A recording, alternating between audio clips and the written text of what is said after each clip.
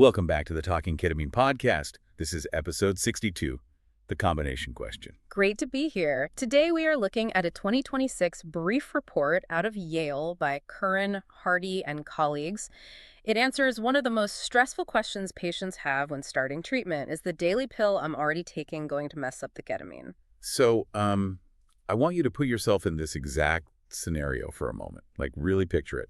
You're standing in your bathroom, and you're just staring down at your current prescription bottles lined up on the sink. Yeah, it's a familiar sight for a lot of people. Oh, completely. And if you are listening to this, you likely know the drill, right? You are someone dealing with treatment-resistant depression.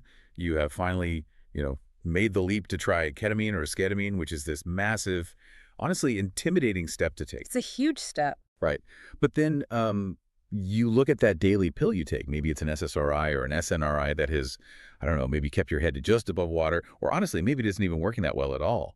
And this very dark, very anxious thought creeps in. You start thinking, wait, is this pill going to somehow block the ketamine from working? It is a totally rational fear. I mean, it's one we hear constantly in clinical practice. I bet. Yeah, our mission today is to really look at real-world data from 332 patients at the Yale Interventional Psychiatry Service to see if concurrent oral antidepressants actually alter the clinical outcomes of these treatments. And I really want to linger on that, that pre-ketamine anxiety for a second, because the lived experience here is just so heavy. By definition, if you are walking into a clinic for this kind of intervention, you are not a blank slate. No, definitely not. You have been through the ringer. You're almost certainly already taking medications. You've been on the whole SSRI and SNRI merry-go-round, You've tried the Lexapros and the Effexors, maybe augmented with something else entirely. It is just this grueling, exhausting process of trial and error. Absolutely. You do not just wake up one day feeling, a bit down and jump straight to an intravenous infusion. Nobody does that. Right. You have spent years building up this really complex pharmacological background. And when you finally reach the point of trying something as novel as ketamine, I mean, the fear of doing something to ruin its efficacy is palpable. People are terrified. Yeah, and to kind of capture what this feels like neurobiologically, I think about it like trying to revive a dying garden. Okay, a garden. Right. So your brain is the soil, and for years you've been pouring these traditional fertilizers, your oral antidepressants, into it. But, it hasn't really brought the plants back to life. Right. The soil is still depleted. Exactly. And now you have this incredibly advanced, fundamentally different compound that promises to, actually change the chemical makeup of the soil itself. So the terrifying question you have is, is it like painting over wet paint? Oh, that's a great way to put it. Yeah, do I need to painstakingly strip away or flush out every single trace of the old, ineffective fertilizer before the new compound can actually take root and do its job? Which makes perfect logical sense. I mean, are the receptors in your brain basically clogged by the old medication? Right. Is the background drug going to stunt the neuroplasticity that ketamine is so famous for? Will it block that rapid onset? And until very recently, there were surprisingly few studies examining this specific question. Which is kind of crazy when you think about how long it's been used. It is. I mean, we knew the infusions worked, obviously, but we lacked robust data on whether the specific choice of oral antidepressants you take concurrently, at the exact same time, changes your odds of actually getting better. Which brings us to the Yale data. So we are talking about 332 patients observed over an 8-year period, from March 2015 to August 2023. Yes, a really solid chunk of time. But a number like that, 332, it only matters if the listener can actually see themselves in the data. Who are these people walking through the clinic doors? So out of the total, 149 patients received intravenous ketamine, while the other 183 received intranasal esketamine. Okay. And the researchers group these individuals purely by what medication they were taking at home when they started the treatment. So just whatever they were already on. Exactly. You had 84 patients on an SSRI, 99 patients on an SNRI, 77 patients taking some other type of oral antidepressant, and 73 patients who were not taking any oral antidepressant at all. Okay, I actually need to stop you right there and just push back on the methodology a bit, because you're describing what sounds like a clinical free-for-all. A free-for-all. Yeah. I mean, wait, so these aren't perfectly controlled test subjects. They literally just walked in off the street with whatever random prescriptions at whatever varying doses their personal doctors had already given them. That's correct, yes. But how is that reliable? Doesn't a good scientific study isolate every single variable? If observational data is this messy, what's the point? I completely understand the skepticism. If you are looking for, a pristine randomized controlled trial, this isn't it. Right. In an RCT, you tightly control everything to prove a drug works in a total vacuum. But for this specific, highly practical question, an observational approach is actually a massive strength How so? because it provides ecological validity. Meaning, like, it reflects actual reality, not just some sterile lab environment. Precisely, because when you go to a clinic, you are not a sanitized test subject in a vacuum. You have your own unique medical history, your specific weird combination of pills, your, unique life stressors, and varying dosages. Yeah, the messy reality. Exactly. The researchers wanted to know, in the messy, chaotic reality of day-to-day psychiatric practice, does the background medication dictate the outcome? Okay.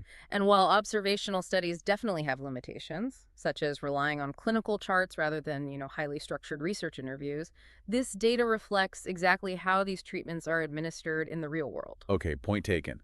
If we are trying to answer a real-world anxiety, we really need real-world messy data.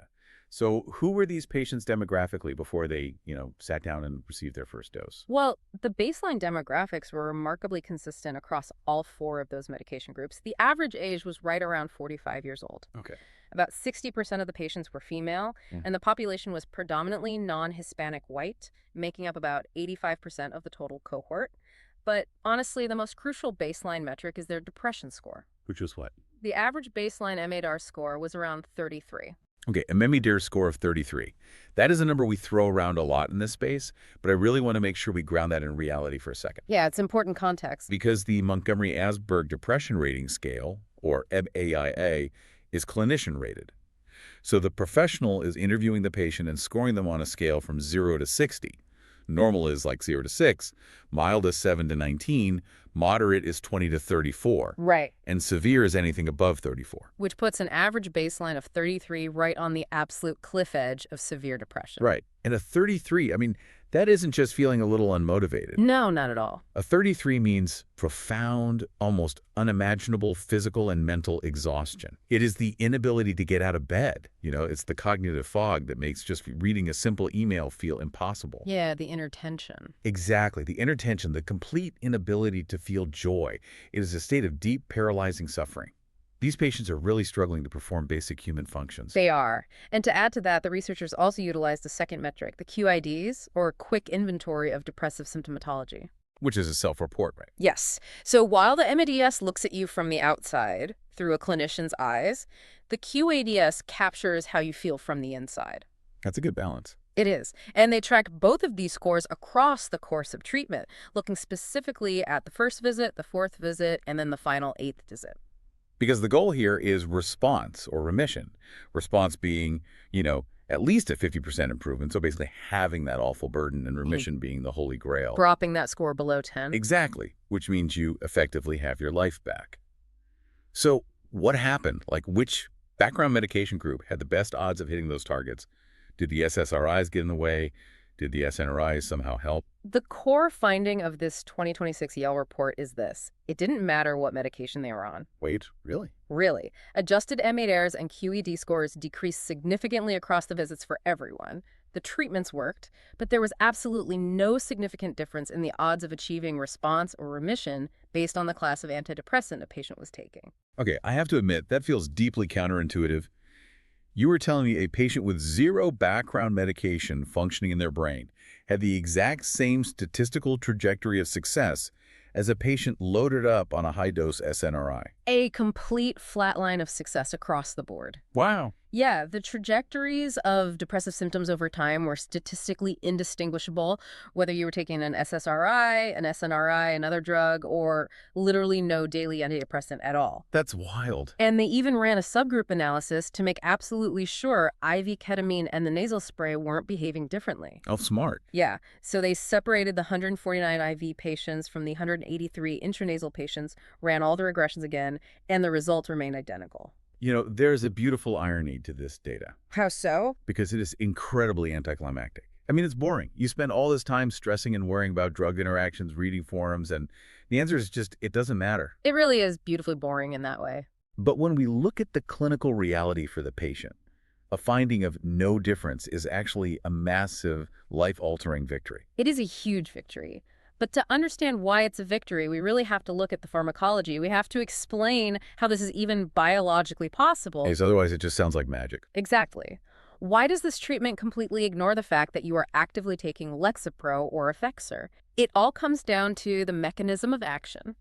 Traditional oral antidepressants primarily work on the monoamine system, so serotonin, norepinephrine, and dopamine. The classic chemical imbalance theory. Right. They are essentially trying to adjust the levels of these specific neurotransmitters that are floating between your synapses. Huh. Imagine serotonin and norepinephrine as traffic cops trying to direct a limited number of cars on a highly congested, broken down highway. Okay, I can see that. They're doing their absolute best to route signals efficiently through these existing damaged neural circuits. Like ketamine. What is ketamine doing? Ketamine bypasses those traditional monoamine systems entirely. It doesn't use the traffic cops. It targets the glutamate system, specifically interacting with NMDA receptors. Right. And glutamate is the most abundant excitatory neurotransmitter in the brain. When those NMDA receptors are blocked by the ketamine, it triggers this rapid release of BDNF, which is brain-derived neurotrophic factor. Which is basically miracle grow for the brain. Exactly. And that leads directly to synaptogenesis. Okay, so if the oral antidepressants are the traffic cops struggling on the old broken highway, then glutamate and BDNF are basically the construction crew literally paving a brand new high-speed bypass. That is a highly functional way to picture it. Yes. Yeah. Synaptogenesis means your brain is actively forging new, healthy physical pathways to route around the damaged, depressed circuits. That's incredible. And because the construction crew is operating on a completely different neurobiological track than the traffic cops, they do not interfere with one another. So they're not even in the same area. Right. The SSRI is not blocking the ketamine because they aren't even using the same tools or working on the same system. Which is so important to grasp. Because if you're listening to this, you might be thinking, wait, my doctor told me my Lexapro was crucial, and now you're saying it's essentially irrelevant to the ketamine. Yeah, it's a lot to process. It is. Huh. But understanding that biological separation is what saves you from the withdrawal trap. Oh, absolutely. Because if the background medication did interfere, if the traffic cops were actively blocking the construction, crew doctors would be forced to make patients go through a weaning off or tapering process before they could even start the infusions. And anyone who has been through an SNRI taper, particularly with a drug like Effexor, knows it can be agonizing. Agonizing is the word. These medications have notoriously short half-lives. I mean, if you miss a single dose by just a few hours, you feel it immediately. Tapering off safely can take weeks or even months of very careful dosage reduction. And the physical symptoms are brutal. We are talking about severe brain zaps, which, feel like actual electrical shocks behind your eyes, vertigo, nausea, really intense emotional lability, and that is just the physical side of the withdrawal. The psychological danger is far worse. I mean, think about it. You are taking a patient whose MADR score is a 33. Severe depression. Someone who is already suffering from severe treatment-resistant depression, perhaps even experiencing suicidal ideation.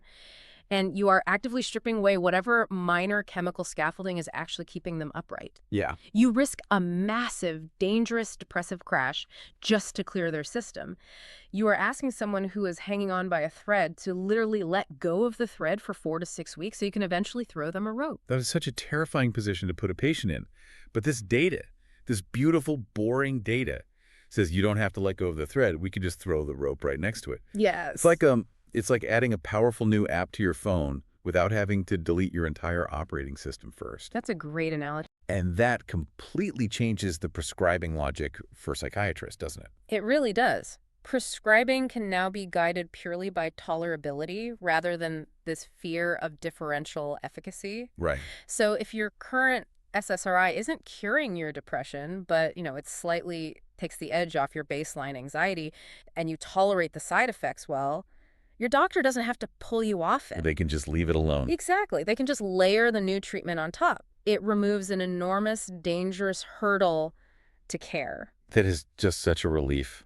I do want to flag one structural limitation of the study, though, because we always like to look at the whole picture. Sure, of course. The authors noted they didn't do a formal clinical assessment to definitively prove that every single patient had treatment-resistant depression before entering the cohort. Since it was retrospective, they basically just looked at the charts. Right. Doesn't that dilute the findings a bit? Like, if some of these patients just had mild, easily treatable depression, wouldn't it skew the data? Well, in a purely academic sense, yes, lacking a highly structured diagnostic interview for TRD is a technical limitation.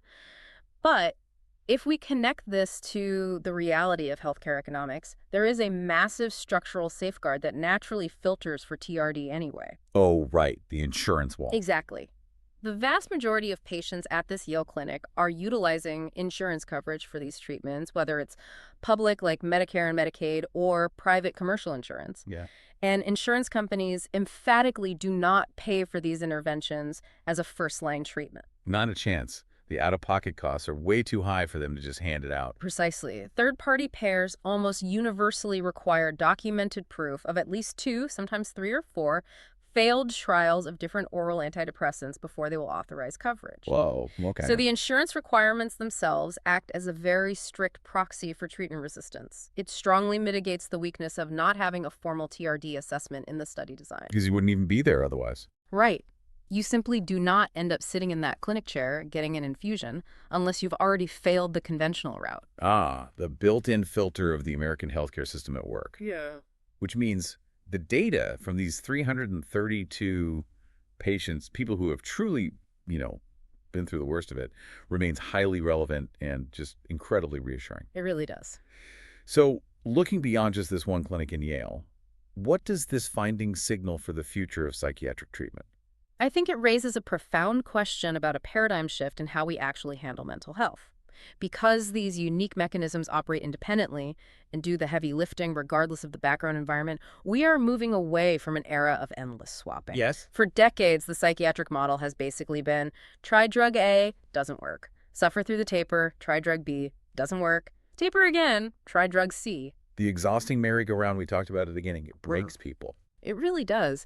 But we might be entering an era where we focus on layering treatments instead. If a new intervention operates on a completely different neurobiological track building new synapses rather than just tweaking serotonin, we can build a scaffolding of support rather than constantly tearing the house down to rebuild it. That's a much more compassionate approach. It is. It encourages us to view the brain not as, a simple machine with a single chemical switch, but as an incredibly complex, resilient ecosystem where different therapeutic mechanisms can coexist and complement each other without interference. But you are looking at your daily pill bottle and wondering if it's going to ruin your ketamine treatment. The data says, don't worry about it. Exactly. Ketamine does the heavy lifting regardless of what background medication you are on.